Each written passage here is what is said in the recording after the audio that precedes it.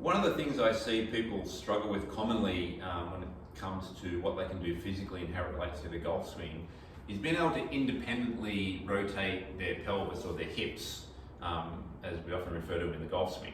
And to do that independently from your shoulders. And to be able to do that, you need to be able to use your core muscles, your oblique abdominal muscles to control that movement.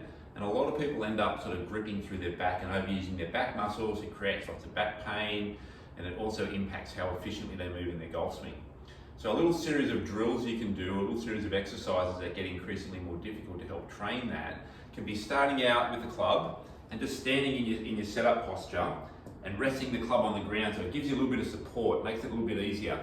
And then just simply seeing if you can rotate your hips side to side, rotate more in a rotary fashion, not shifting side to side like that, but actually rotating and starting to feel your abdominal muscles, your core muscles driving the movement. Once you can do it there easily, to make it a little bit more of a challenge and to really train you to do it more effectively, is if you get a step, so you can step on a step at home or a step in the gym or just something to rest your foot on behind you. We're going to go left leg forward. We're going to keep the club on the ground to give us that little bit of extra stability.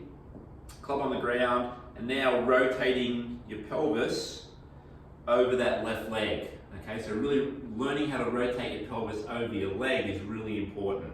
So having the club there for balance, rotating around. Now I can feel my core muscles still working, but also getting a nice load into my left glute, and your glutes and your core muscles working together to create that movement is really important.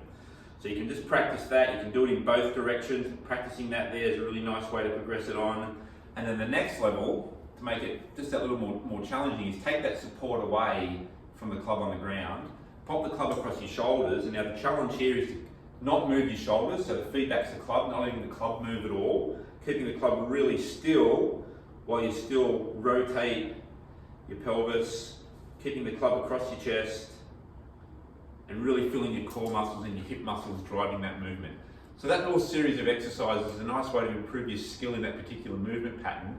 And if you can do that well, it takes a lot of pressure off your lower back in the golf swing, but also helps you move a lot more efficiently in your swing, rotating through impact, help you create a bit more speed, but also, as I said, more importantly, really taking pressure off your spine.